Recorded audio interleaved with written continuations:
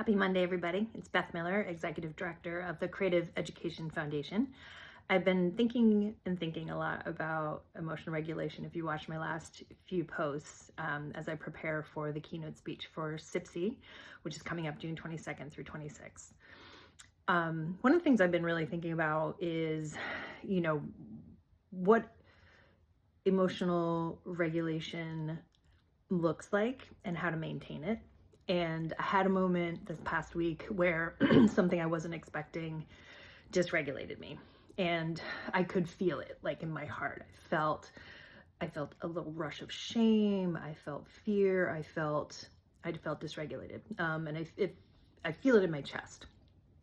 So it's kind of my rumble strip, what I'm calling my rumble strip. And instead of stuffing it down, I went and talked to my husband. This is happening. This is how it's making me feel. And we talked about it for a little while. And later in the day, I was feeling upset when I would think about it. And so I called my good friend, and she picked up because she always does. And I said, okay, so this is happening. This is how I'm feeling. And it's about a situation that's going to happen in a few months, and when I'm going to have to face something. And she said, you don't have to face anything now. She said, have all your feelings, journal, light a candle, take some deep breaths, and just feel all those feelings you're having. They're all completely valid. And that validation was really, really important. So I did that. I meditated, I lit a candle, I did some journaling. And I found when I woke up the next day, I felt fine about it. I felt regulated. I felt like I can handle this. I just felt better. And what that made me realize is that we're always going to get challenged throughout our lives. And sometimes they're going to trigger stuff that's unresolved. It'll rise and bubble up. And there'll be times you're not your best self. It's just going to happen. It's the human condition.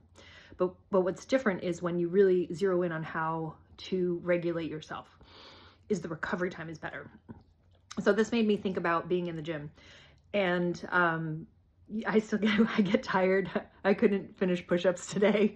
I get tired, but I recover faster. So the more that I'm in the gym, the more that I'm pushing myself in these workouts, the more quickly I recover to be able to do another set, or, to catch my breath or whatever. And I think that's what happens with regulation practice. When you don't ignore the things that you're feeling, when you have those feelings, and when you find the steps that you need to take to process them, you will recover more quickly. I feel so proud of myself for doing that, and for having a practice and kind of living out loud and calling for help when I need it, and being able to recognize when this is happening to me so that I can take the steps I need to take to get back to attention, back to being tuned in, back to knowing myself and knowing how I want to be in the world. So work out your resilience, work out your regulation muscles.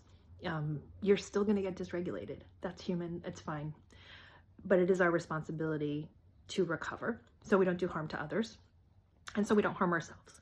So I challenge you all to recognize your triggers, recognize when you're getting dysregulated, and to identify the things you need to do to get re-regulated, and keep practicing it, because you'll get better at it. Okay?